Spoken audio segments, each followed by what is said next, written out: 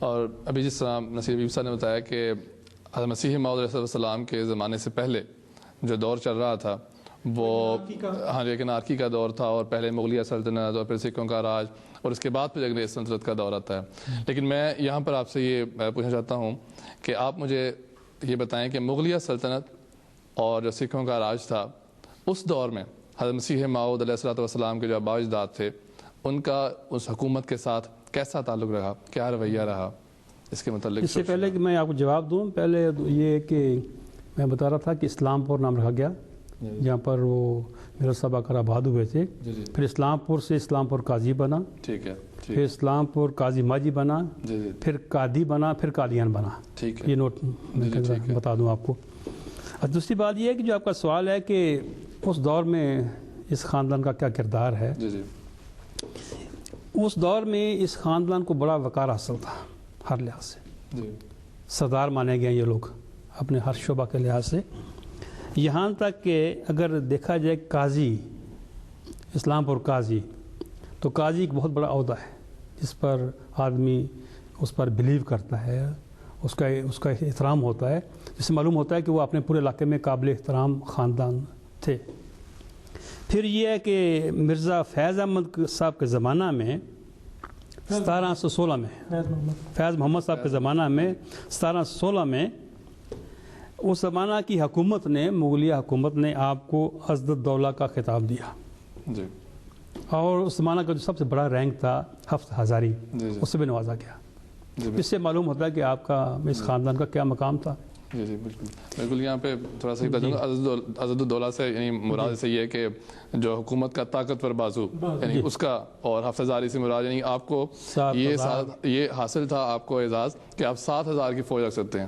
اور یہ سلطنت مغلیہ کا سب سے جو چند بڑے ٹائٹل تھا موسٹلی مغلیہ خان کو ملتا تھا.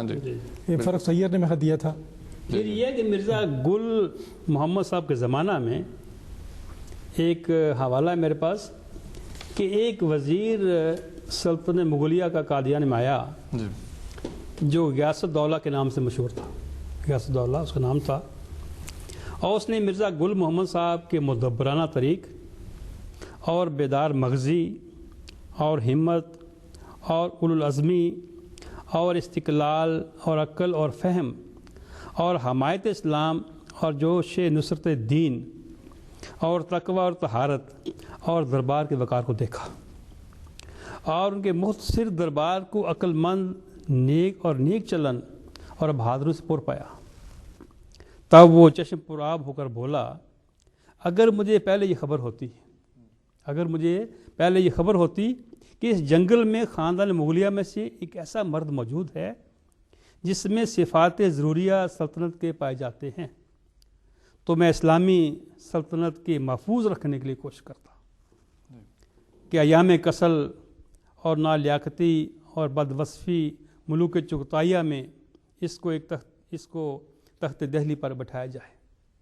تو اس سے معلوم ہوتا ہے کہ اس خاندان کا عملی لحاظ سے کیا مقام تھا.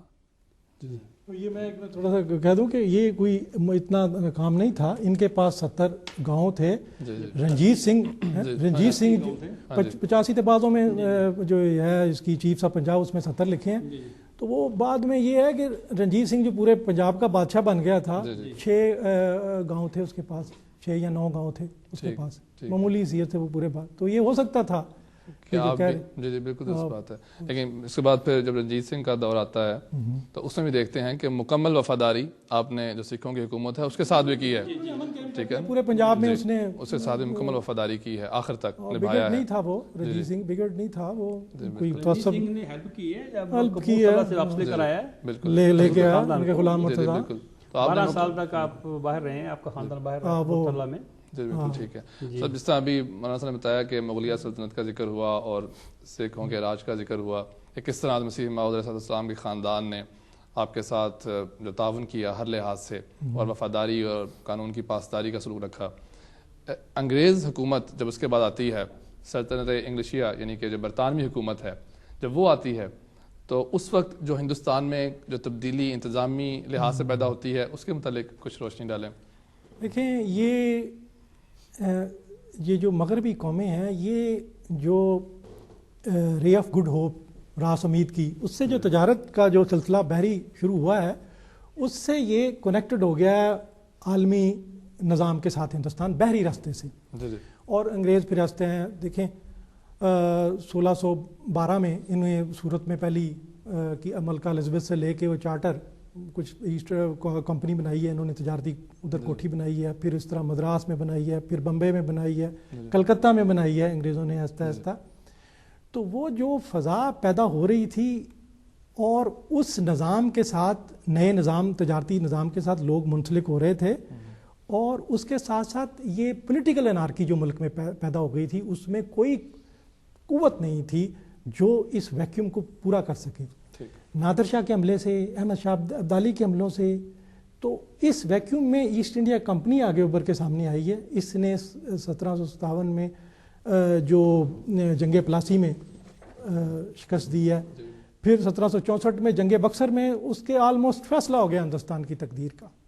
اور وہ جو عمل شروع ہوا ہے وہ نہ صرف انہوں نے پولیٹیکلی پورے ہندوستان تقریباً مطلب ہندوستان پہ ڈومیننٹ انہوں نے کر لیا ہے، ہو گئے ہیں، بلکہ اس کے ساتھ ساتھ آپ دیکھیں یہ 1770 سے یہ کام شروع ہو گیا ہے کہ جو پہلا نظام تھا اس کی صف لپیٹ دی گئی. ٹھیک ہے. مثلاً قانون جو تھا جس کی بنیاد وہی پہ تھی وہ عدالتوں سے غائب ہو گیا، اس کی جگہ انگلش لا جو ہے وہ آ گیا. جو ملازمتیں ہیں اس کے لیے نیا نظام تعلیم آ گیا. تو انہوں نے اس کی آہستہ آہستہ نظام کو، اور علمی سطح پہ عقل جو ہے وہ زیادہ سے زیادہ قبضہ کر رہی ہے، اور پرانی وفاداریاں جو کنبے پہ ہوتی تھی، برادری پہ بھی، اس کی جگہ ایک بیوروکریسی آ رہی ہے. انسان کا انحصار عقل پہ زیادہ ہوتا جا رہا ہے اور دوسری چیزیں جو ہیں وہ کم یعنی آپ دیکھیں کہ مسٹری جو ہے وہ آہستہ آہستہ ریپلیس ہو رہی ہے، اس کی جگہ نیا ایک نظام جس کی بنیاد عقل پہ ہے اور اس کی جس کا حصی کلچر ہے جسے ہم کہتے ہیں مغرب کا، وہ غلبہ کر رہا ہے. اور ایک مصرے میں اس کی جو غالب نے سمیٹا ہے کہ اس سارے بحث کو کہ یعنی یہ کوئی پولیٹیکل تبدیلی نہیں ہے محض کہ ایک بادشاہ چلا گیا دوسرا آ گیا. بارہا دیکھی ہیں ان کی رنجشیں پر کچھ اب کے سرگرانی اور ہے. یہ ایک تبدیلی پیدا ہوئی تھی، لیکن اس سے ایک پازیٹیو فائدہ بھی ہے. میں پوچھتا کہ اس دور میں جو اسلام کو انگریز کے آنے سے اگر کچھ فائدہ کسی لحاظ سے پہنچا تو وہ کس طرح؟ وہ اس طرح ہوا ہے کہ انگریزوں نے یہ جسے کہتے ہیں فریگمنٹڈ سوسائٹی ہے، اس میں انہوں نے مذہب کو پبلک سے نکال کے پرائیویٹ بنا دیا ہے. ٹھیک ہے. انہوں نے کہا یہ پرائیویٹ افیئر ہمارا، اس سے کوئی لینا دینا نہیں. جس نے کچھ کرنا ہے، جو ریاستی امور ہیں وہ پبلک جو امور ہیں وہ الگ ہیں اور پرائیویٹ الگ ہیں. اور مذہب کو انہوں نے پرائیویٹ کے میں ڈال دیا ہے اور انہوں نے اس کی آزادی دے دی ہے. اچھا، مذہب پہلے دربار سے کنٹرول ہوتا تھا، قاضی تھا، مفتی تھے. اب مذہب کا کیا ہوگا؟ دربار سے نکل کے بازار میں آ گیا، اس کے ساتھ ساتھ عیسائیت آ گئے، وہ بازاروں میں کھڑے ہو کے چیلنج دینے شروع ہو گئے. تو پرائیویٹ مسئلہ ہے، وہ انگریزوں کا اس کوئی لینا دینا نہیں. ٹھیک ہے. اس کو حضرت مسیح موعود نے کی دوربینی نگاہوں نے بھانپ لیا کہ اب یہ دربار نہیں ہے، اب بازار ہیں اور اخبار ہیں. یہاں لڑائی لڑی جائے گی اور یہاں آزادی ہے.